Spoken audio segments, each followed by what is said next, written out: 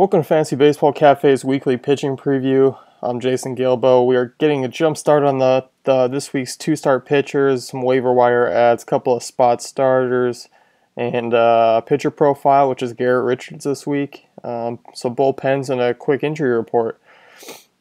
So let's jump right into it. Two-star pitchers this week. It lacks the monster names it did last week. But there's a few solid guys going. Dallas Keuchel, Jake Arrieta, Matt Harvey, and Francisco Liriano kind of headline the real top guys, although Matt Harvey hasn't been that great over the last few starts. But there are two Cardinals pitchers I'm really liking this week. They are really favorable matchups. Carlos Martinez and Michael Wacha. They both take on the Phillies, and you probably know about the Phillies right now and their league worst offense. And then the Twins, although high record, but they really struggle against right-handed pitching. They rank in the bottom three. So with that being said, Carlos Martinez and Michael Wacha, really two great starts this week. So you're lucky to own both of them. Like I said, Matt Harvey has not been the great pitcher he has been so far the last couple starts. And he'll take on the Blue Jays this week, which will be a tough test for him. We'll see if he can get back on track or not. But I mean, he's allowed 8 home runs over the last 4 starts. That's been really troublesome. And I'm taking a look, and hitters are hitting his fastball about 40 points higher in average than 2013. And he's just not throwing his off-speed stuff enough. Because I've been watching his games. He gets to a lot of 0-2 starts, or gets guys ahead in the count, and he's just not finishing them off, which is a little surprising. So that's just gonna be something to keep an eye on if the Mets are holding back on his off speed stuff, which is a theory, but highly unlikely. But still, just an interesting stat to keep a track of. So he'll take on the Blue Jays, which it'll be a tough start for him, and then he'll also take on the Red Hot Braves, who, as we saw, this past weekend and really over the last couple of weeks, they've been slugging the ball, especially Freddie Freeman. So take a look at him.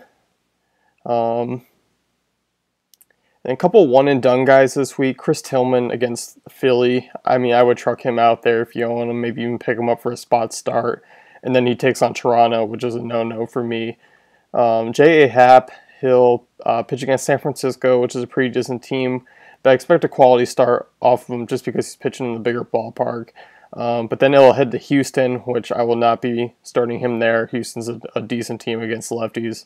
And we saw him chase, Ronas Elias here on the Sunday out pretty early. So another one and done for me, Andrew Cashner. Safe play versus Oakland, which this Oakland and the Padres will have a lot to talk about this preview. And then he's a risky start in Arizona. I'm not sure I can trust him there. Arizona is just a great hitting team, especially at home. So it'll be tough for me to start him there. He's been up and down this season. Another guy who's risky for both starts, Anibal Sanchez, who's been pretty awful this season. And I'm going to probably roll him out if I own him against Cincinnati, just given that lineup they've been trucking out there, just because, really, Todd Frazier and Joey Votto is the only people you got to worry about. Maybe Jay Bruce, but with his average, I'm not really too concerned about him. Brandon Phillips is out, and Zach Cozart is out, so he'll face a below average lineup, and he'll just have to worry about the 2 guys there. But then he'll head to Yankee Stadium, which is going to be troubling. They've roughed up a lot of good pitchers, Max Scherzer of late, and Garrett Richards. They've sent some guys packing, and Sanchez is just struggling right now. So facing a heavy lefty lineup, I'm probably going to sit him. 2 guys I'm pretty high on. If you want to pick up for this week, there are 2 starts. Jesse Hahn, he will take on the Padres on the road, and then the Angels at home. And both teams rank in the bottom 10. The Padres are just out of the bottom 5. Jesse Hahn's been really good against right-handed bats, holding them to a 179 average. Lefties have a little more success off of them. But if you take a look through the San Diego and Los Angeles lineups, there's not a lot of lefties, if any, that really should give any problems to Jesse Hahn. So, plus he gets the benefit of pitching in 2 humongous ballparks. I like him as a two start. This guy definitely, possibly a two quality starts this week for Hahn. One of the riskier guys, I think, is Sean Morrison, who's pitched okay this season. He'll face the Cubs in Chicago, which, keep an eye on the weather. If there's any wind blowing out, it's just immediately pull him. For any pitcher, really, you always have to keep an eye on the wind at Wrigley. But then he takes on Tampa Bay at home, which I'm comfortable using Morrison in the Tampa Bay game there. I mean, they rank in the bottom half, and they got a pretty decent strikeout rate, so good there. I mean, the Cubs, on the other hand, they're a team that can knock them around or make them look like an ace, just because they're so boom or bust. They carry a 25% strikeout rate against right-handed pitching, and they rank 22nd in weighted runs created plus against right-handed pitching. So they are a team. I mean, they got Fowler, Rizzo, Bryant. I mean, all those guys who can knock a pitcher out early, but also outside of Rizzo, they carry pretty high strikeout rates. I mean, two starts this week, it's just a lot of guys that just meh. I mean, that's really to sum it up right there. There are some intriguing plays if you like the risk and you want to roll out some players. Maybe you're in the bottom of your league. Rick Porcello against Atlanta. Like I said, they've been hot, but it's a lineup that doesn't scare a lot of people. And Kansas City, who's fallen off the map offensively as of late. So Rick Porcello, I mean, flashes some good pitching every now and then he blows up. So it's definitely risky there. Tim Lincecum, who's kind of trickled down, he's dwindled from his last hot starts and stuff like that. So, but like I said, he's been really good against lefties, and he'll take on two heavy lefty teams. He'll take on the Dodgers, who have destroyed right-handed pitching, but have been much more average of late, and then Seattle, who's been just terrible this season.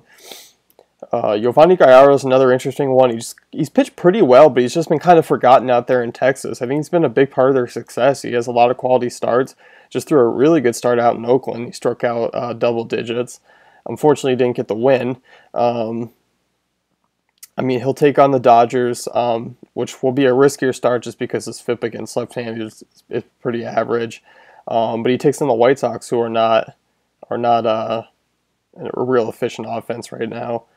So all these guys are kind of interesting plays, but I mean, they just don't leave you with that high comfort level you want. So with that being said, high risk, high reward probably for all those guys there.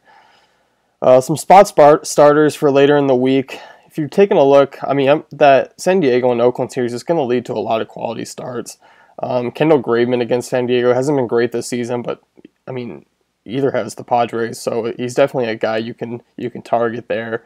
He'll probably be the lesser owned, but I'm also that same game, I'll be heading on the opposite side for Ian Kennedy, who all of a sudden found his way against the Dodgers, actually kept the ball in the ballpark other than the Yasmani Grandal bomb. But A's possess very little power, and they'll be pitching in that ballpark. Also, Jesse Chavez, he's another Oakland guy I'll be targeting in that series against San Diego. Pitched pretty well this season, so... getting away from the West Coast there, Drew Hutchison, he's at home versus the Mets, which is crucial because he's been great at home, 2.72 ERA, and then he has an ERA over 9 on the road. As we saw this week, he really struggled in Fenway, yet pitched well against the Sox at home. I don't know what it is about the Rogers Center, but Hutchison seems to pitch well there, and there's a little risk just because guys like Granderson, Duda, Kadire, they can all guys who can launch into one, but other than that, they don't really scare me, and they shouldn't because they rank in the bottom 5 against right-handed pitching. So Hutchison is an interesting play there. Take a look at some waiver wire ads. There's two guys. Another prospect that the Astros have called up, Vincent Velasquez, made his major league debut against the White Sox, and he held them scoreless for 5 innings, 4 walks, which, it's understandable, 3 hits, but struck out 5. I mean, he's a guy who has big strikeout upside. I mean, he's got a mid-90s fastball. It's really, really nice, and solid changeup and a decent curveball. So he's got 3 solid pitches that he can play with.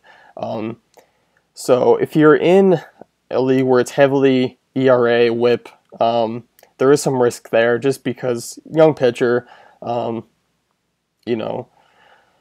I mean, if you need the strikeout upside, I would look his way.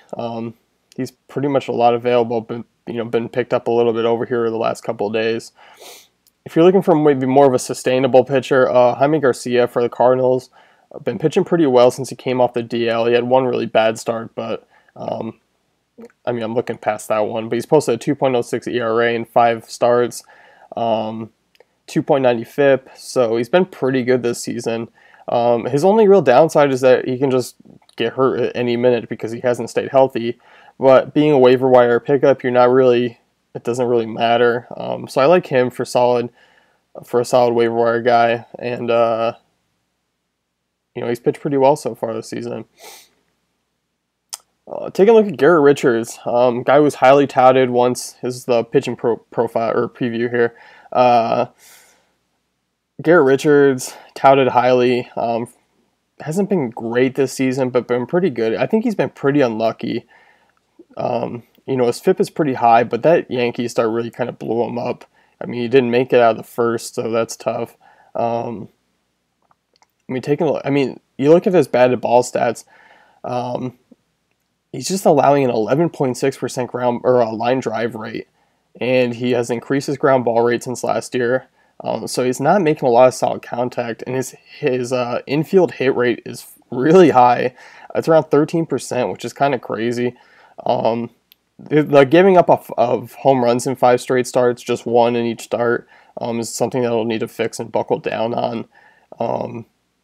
But I believe he's in for a really consistent year for the rest of the year, just because he's been really unlucky, and it's just a lot of cheap runs. He's been decent outside of maybe the start against the Red Sox and the Yankees. He really struggled. But you take a look at the Yankees that start. A lot of guys have started there. Scherzer really struggled. Buchholz had that one tremendous blow up that really kind of got a lot of people off of him. So I really expect him to gain some steam after the nice start against the Rays and pitch like he used to. Got some bullpen news here. This came out just after I put up the last podcast, but Fernando Rodney's out and Carson Smith will be in for the meantime out in Seattle. And then Andrew Miller is expected to miss up to a month for the Yankees. So Dylan Botanis, he's been great this season. 0.28 ERA, 54 strikeouts in 32 innings. He was a guy who was expected to get the closer role at the beginning of the season, but just kind of faltered through spring training. And Andrew Miller, being the veteran that he is, stepped up, and he's been great for them so far. And then the Cubs are just doing the closer by committee. So they signed Rafael Soriano to a minor league contract, but it's going to be a revolving door here. You're not going to know who gets a start each night or picks up the save each night. So Joe Maddon's just doing what he usually does. And then, of course, Kevin Cash from the Rays, who's going to follow his move here, apparently. Bram Boxberger's been the guy for most of the season. Then he's kind of, once McGee came back, he struggled a little bit. And all of a sudden, Kevin Jepsen's in the mix. And Cash is not named an official closer. So we're going to be dealing with that. I like McGee to come out of the 3, just because he's a much more solid pitcher. And Jepsen blew the recent save. Boxberger's been iffy, and he's dealing with an injury, so I expect McGee to pick up the most of them. Taking a look at the injury report, Verlander is back. He looked okay against the Indians, which actually not as... If you put in the Indians' success against him, he looked pretty good, just because the Indians have torched him a few times in the past. Of course, he's on his usual 5 innings pace and his ridiculously high pitch count, but whatever, you're going to get what you're going to get from Verlander, but he's back. Some guys who hit the DL, Lance Lynn, he's going to miss at least 15 days, and the Cardinals are just injury plagued, but they just keep winning. He's going to miss at least 15 days with the forearm strain. Doesn't appear to be serious. He should be back at the end of the week, or at the end of the month, sorry. Without any restrictions, so no real worries there, but he's just going to miss some time. And Steven Strasburg threw a 60-pitch bullpen, but they expect him to be back when the 15 days are up, but it sounds like he's going to be back more towards late June. And his teammate, Doug Fister, will join the team next week, so some good news out there. And the Marlins have narrowed down dates for return for Jose Fernandez. Well, a week here. So the first week of July is when they expect him to join the team, and he looked great in his second rehab start in Double-A through 5 scoreless innings, and has struck out 5 and just allowed 2 singles. So if you're a guy who's been stashing Fernandez, the time is getting closer, and he will definitely be a guy who will bring an ace mentality to your fantasy team. So an injury report's going to wrap it up here for the pitching preview, and make sure to always log on to Fantasy Baseball Cafe for all your fantasy needs.